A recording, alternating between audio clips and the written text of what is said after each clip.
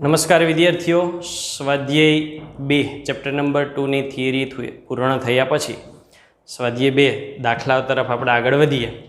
દાખલા નંબર 2.1 અને 2.2 2.1 અને 2.2 જોઈએ. 5 × 10⁻8 અને -3 × 10⁻8 કુલમ વિદ્યુત ભારો એકબીજાથી 16 સેન્ટીમીટર અંતરે રહેલા છે. બે વિદ્યુત ભારો છે. આ બે વિદ્યુત ભારોને આપણે અહીંયા દર્શાવીએ એટલે આ બંને વિદ્યુત ભારો તરીકે માહિતીમાં આપેલું છે 5 Q1 5 × 10⁻8 કુલમ અને Q2 તરીકે -3 × 10⁻8 કુલમ. અને બંને વચ્ચેનું જે અંતર છે એ કેટલું છે? 16 સેન્ટીમીટર અંતર છે. 16 સેન્ટીમીટરનું ટોટલ અંતર આપેલું છે. આ બે વિદ્યુત ભારોને જોડતી રેખા પરના બંનેને જોડતી રેખા પરના કયા બિંદુઓ એ એક બિંદુ પણ મળે, એકથી વધારે પણ મળે, વિદ્યુત સ્થિતિમાન શૂન્ય થશે. અનંત અંતરે સ્થિતિમાન શૂન્ય લ્યો. હવે આપણે અહીંયા બે શક્યતાઓ ચકાસવાની રહીએ. એવા બિંદુઓ શોધવાના છે જ્યાં વિદ્યુતમાં સ્થિતિમાન શૂન્ય થઈ શકે. એ સરળતા માટે આપણે એવું ધારી લઈએ કે આ જે 16 સેન્ટીમીટરનું અંતર આપ્યું છે એ 16 સેન્ટીમીટર માટે આપણે 3 બિંદુઓની શક્યતા ધારીએ. ધારો કે અહીંયા ક્યાંક P1 બિંદુ છે, એના માટે આપણે એવું વિચારી શકીએ કે P1 બિંદુ છે ત્યાં શૂન્ય થાય. બીજું એવું વિચારી શકીએ કે આ P2 બિંદુ છે ત્યાં શૂન્ય થાય. અને ત્રીજું એવું વિચારી શકીએ કે P3 બિંદુએ શૂન્ય થાય. આ 3 શક્યતાઓ છે અને એમને જોડતી રેખા પરના બિંદુ કીધા છે. વચ્ચે જો બિંદુ હોય એવું જરૂરી નથી, એટલે આખી જોડતી રેખા તો આવી હોઈ શકે. બેયની વચ્ચે બિંદુ હોઈ શકે, ડાબી બાજુ હોઈ શકે, જમણી બાજુ પણ હોઈ શકે. એટલે આપણે આ પરિસ્થિતિ વિચારવાની છે 1/1 બિંદુ માટે. એટલે P1 માટે આપણે વિચારીએ તો P1 માટે આપણે અંતર છે એને આપણે ધ્યાનમાં કઈ રીતે લેશું? તો કે P1 માટે જો આ અંતર x હોય તો આ અંતર કેટલું થાય? 16 - x થાય. અને વિદ્યુત સ્થિતિમાન 0 કીધું છે એટલે V1 + V2 = 0 હોય તો V1 = -V2 થતું હોય. ચાલો, આને આપણે પહેલો વિદ્યુત ભાર કીધો છે અને બીજો. ચાલો, પહેલા વિદ્યુત ભાર માટે તો કે બેઝિક સમીકરણ તો આપણે આવું લઈ શકીએ કે Q1/R1 = -KQ2/R2. તો બંને સાઈડથી કે કોમન અને કેન્સલ. પહેલી ગણતરી માટે અહીંયા આપણે ધ્યાનમાં લઈએ તો કે P1 માટે અંતર R1 તરીકે x થઈ જશે અને R2 તરીકે કેટલા થશે? 16 - x. ચાલો, P1 માટે 5 × 10⁻8 / x = એક સમીકરણનો માઇનસ છે, બીજો વિદ્યુત ભારનો -3 × 10⁻8 અંતર કેટલું છે? 16 - x. ચાલો, સાદુરૂપ આગળ વધારીએ તો 10⁻8 કેન્સલ, માઇનસ પ્લસ અહીંયા લઈ 16 × 5 = 5x, સામે જશે 3x. સાદુરૂપ હું ટૂંકાવું છું, 5 ને 3 8 એટલે x = 10 સેન્ટીમીટર મળે. આનો જવાબ લખવાની પણ રીત હોવી જોઈએ. જવાબ આન્સર શું લખાય એ બહુ અગત્યનું છે. એટલે આ પહેલા બિંદુ માટે આપણે આન્સર લખીએ. શું લખાય? તો કે 5 અહીંયા લખીએ આના પરથી Q1 થી Q2 ની વચ્ચે આ બિંદુ ક્યાં મળે છે? Q1 અને Q2 ની વચ્ચે કેટલા અંતરે? x કેટલા મળ્યા? 10. x ક્યાંથી છે? Q1 થી છે ને? Q1 થી 10 સેન્ટીમીટર અંતરે Q1 થી 10 તો Q2 થી કેટલું થાય? 16 - 10 એટલે 6. અથવા Q2 થી 6 સેન્ટીમીટર અંતરે મળે. આ બેમાંથી એક આપણે લખી શકીએ. આજે આપણે એક જ બિંદુ ચેક કર્યું, એ છે P1. બરાબર છે. બીજા બિંદુ તરીકે આપણે ચેક કરવાનું છે એટલે P2. એટલે હવે અહીંયા જે આપણે આના માટે P1 માટે જે લીધું હતું એ P1 માટે લીધેલું આપણે દૂર કરી દઈએ. તો P1 માટે લીધેલા પોઈન્ટ આપણે દૂર કરતા જઈએ. તો P1ના પોઈન્ટ દૂર કરી દીધા. ચાલો હવે તો કે અહીંયા કાઢી નાખીએ અને P2 થઈ જશે. વિદ્યુત સ્થિતિમાન છે ને એ અદિશ રાશિ છે. એટલે અદિશ રાશિ છે એટલે દિશા ક્યાંય હોતી નથી, માત્ર મૂલ્ય જ હોય છે. આને ધારો કે આપણે P2 ધારીએ છીએ તો શું થાય? P2 ધારીએ છીએ તો આના મુજબ આપણે અંતર ધારવાના થાય. અંતર ધારવાના થાય તો આ અંતરને હું x ધારું. બરાબર? Q1 થી x તો Q2 થી કેટલું થાય? તો કે આટલું વચ્ચેનું છે એ તો 16 છે એટલે આ કેટલું થાય? 16 + x થશે. આ P1 ને હવે થોડા આપણે ઉપર લખી નાખીએ. ચાલો P2 માટેની કિંમતો લખીએ. ચાલો P1 થી x અને P2 થી કેટલા? 16 + x. 16 + x થયું. ચાલો અહીંયા કેટલા થઈ જશે? પ્લસ. બરાબર છે. સામે જાય એટલે 3 માંથી 5 જાય એટલે -2x અને x = -40 સેન્ટીમીટર મળે. x = આપણને એમ થાય જવાબ ઋણ કેમ આવ્યો? હવે જવાબ ઋણ કેમ આવ્યો ને એનું અર્થઘટનનું શીખવાડું સાબિતી સાથે. ચાલો હવે આપણે P3 પણ લઈ લઈએ.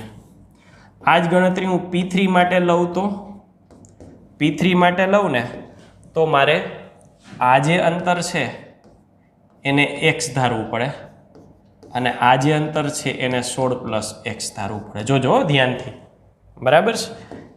એ મુજબ P3 માટે શું થાય? તો કે હું સીધું અહીંથી જ લખું છું. 5/x ની બદલે 16 + x થઈને Q1 થી અંતર 16 + x = અહીં સીધું સાદુરૂપ લખું 3/x.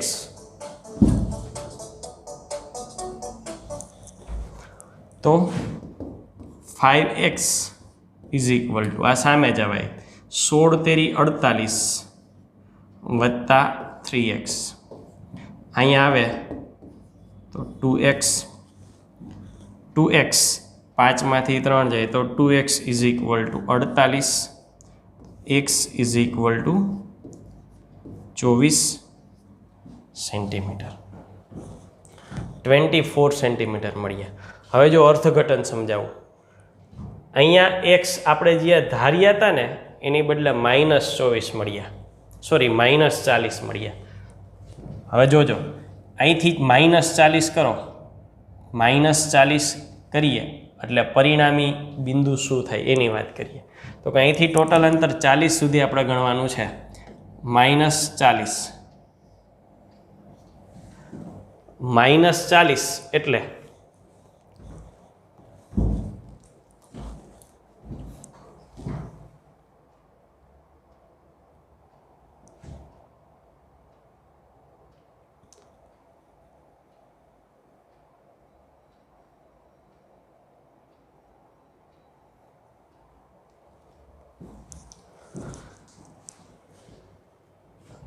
આ જે અંતર છે એના ઉપરથી વાત કરીએ. P2 માટે જ છે ને 16 + -40 કેટલા થાય? -24. આ કોનું અંતર છે? P2નું છે ને.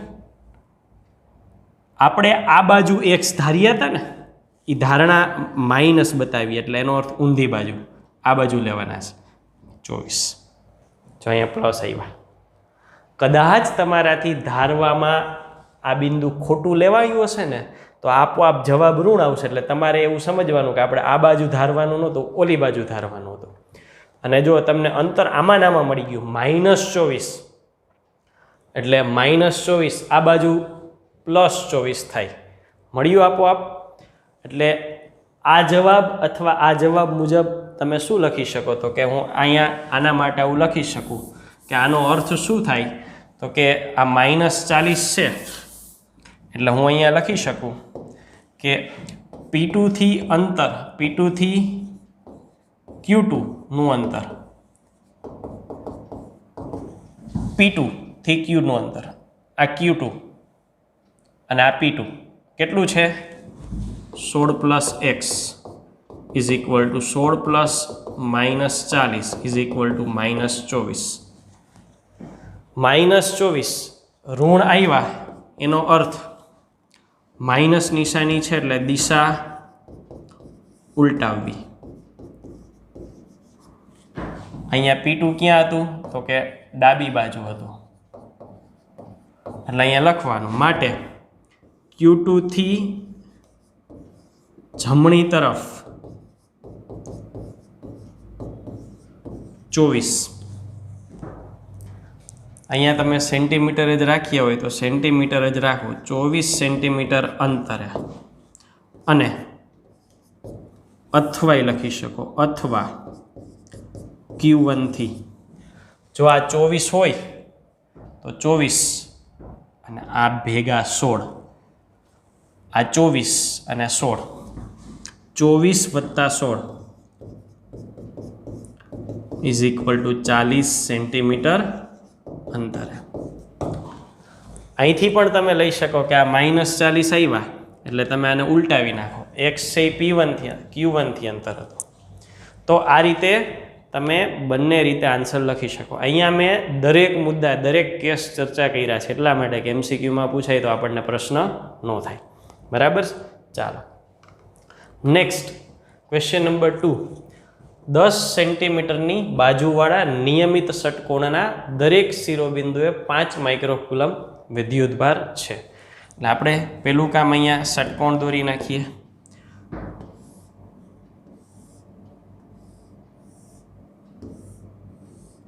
નિયમિત બાજુનો કહેવાનો અર્થ છે દરેક બાજુ છે એની લંબાઈ સરખી છે. દરેક શિરોબિંદુ પર કેટલો વિદ્યુતભાર છે? 5 માઇક્રોકુલમ મૂકેલો છે. એટલે આ ખૂણો છે ને 1, 2, 3, 4, 5 અને 6. અને માહિતી તરીકે અહીંયા આપણે લખી નાખીએ કે ભાઈ Q1, Q2, Q3, Q4, Q5 અને Q6 બરાબર શું લખવાનું છે? તો કે 5 માઇક્રોકુલમ. સરખું જ છે એટલે એની બદલે Q ધારી લેવાય. ષટકોણના કેન્દ્ર પર સ્થિતિમાન શોધો. ષટકોણનું કેન્દ્ર,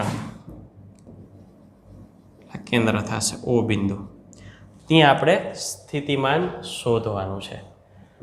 બે વિદ્યુતભારો -Q અને +Q અનુક્રમે 0, 0 - અને 0, 0 + એ પર રહેલા છે.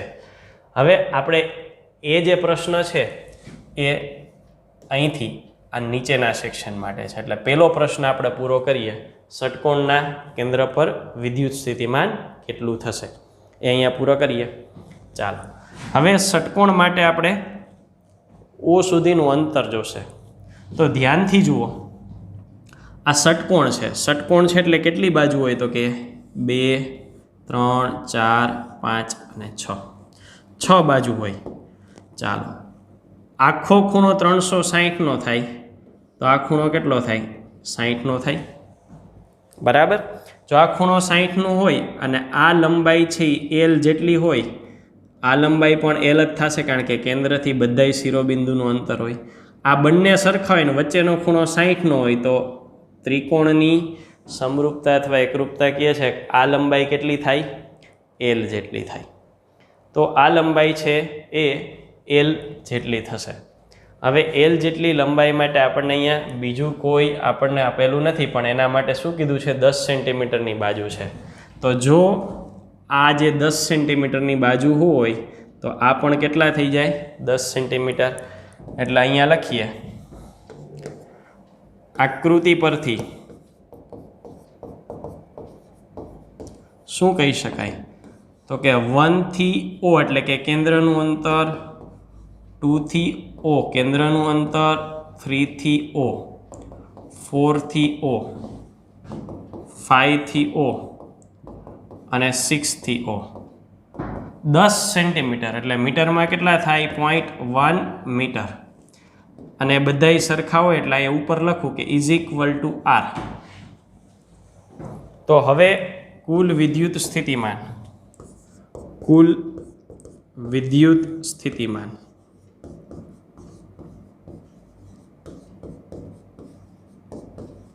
કેટલું થશે? તો કે કુલ વિદ્યુત સ્થિતિમાન માટે દરેક વડે ઉદ્ભવતા વિદ્યુત સ્થિતિમાનનો સરવાળો V1 + V2 + V3 + V4 + V5 + V6. પણ થયું એવું કે દરેકના વિદ્યુતભાર Q જેટલા જ લેવાના છે, દરેકનું અંતરે R જેટલું જ લેવાનું છે. તો દરેકના વિદ્યુત સ્થિતિમાનની સરખા જ થાય ને, એટલે અહીંયા આવું લખી શકાય KQ/R વત્તા KQ/R વત્તા KQ/R વત્તા KQ/R વત્તા KQ/R વત્તા KQ/R. ટૂંકમાં આ 6 વખત KQ/R થાય. 6 K તરીકે 9 × 10⁹ Q તરીકે 5 માઇક્રોકુલમ. યોગ્ય રૂપાંતરણ કરવું 0.1 મીટર. સાદુરૂપ આપો, જવાબ થશે વોલ્ટ. તો આ રીતે આપણે ષટકોણના કેન્દ્ર પર વિદ્યુત સ્થિતિમાન શોધી શકીએ.